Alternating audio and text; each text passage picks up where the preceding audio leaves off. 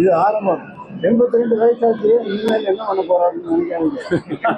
நீங்க நினைக்கிற அளவுக்குள்ள நான் இல்லை.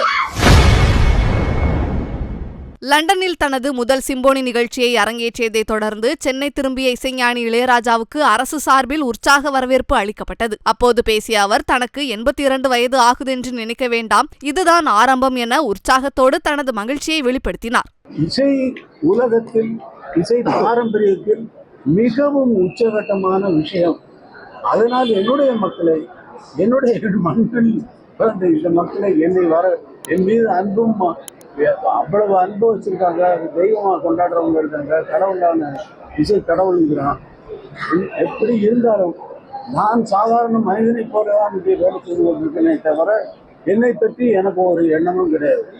என்னை இசை தெய்வம் என்று கடவுள் என்று சொல்லும் பொழுது எனக்கு என்ன எண்ணம் தோன்றும் என்றால், கடவுள் இளையராஜாவுக்கு அளவுக்கு கடவுளை கீழே இறக்கிட்டீங்களப்பா. அதனால் நீங்கள் உங்கள் மலர்ந்த முகம் என்னை வரவேற்பது மிகவும் நன்றி, மிகவும் நன்றி, மிகவும் நன்றி. இந்த இசை உலகம் எங்கும் கொண்டு செல்லப்படும். இதோட நிற்க போறதில்லை. இது ஆரம்பம். இது ஆரம்பம். 82 வயசாச்சு, இனிமேல் என்ன பண்ண போறாருன்னு நினைக்காதீங்க. நீங்க நினைக்கிற அளவுக்குள்ள நான் இல்லை. எந்த விஷயத்திலும் நீங்கள் நினைக்கிற அளவுக்கு நான் இல்லை. அந்த அளவிலே நான் இல்லை. பண்ணைப்புறத்திலிருந்து புறப்படும் பொழுது வெறும் காலோடு நான் நடந்தேன்.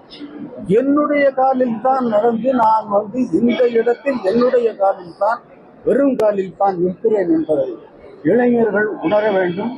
அவர்களும் அவர்களுடைய வாழ்க்கையில் இதை முன்னுதாரணமாக வைத்துக் கொண்டு அவரவர்கள் துறையில் அவரவர்கள் மென்மேலும் நாட்டிற்கும் இந்தியாவிற்கும் பெருமை சேர்க்க வேண்டும் என்பதுதான் என்னுடைய அறிவுரை. நன்றி, வணக்கம். செய்திகளை உள்ளது உள்ளபடி தெரிந்து கொள்ள ரெஃப்ளெக்ட் நியூஸை சப்ஸ்கிரைப் பண்ணுங்க.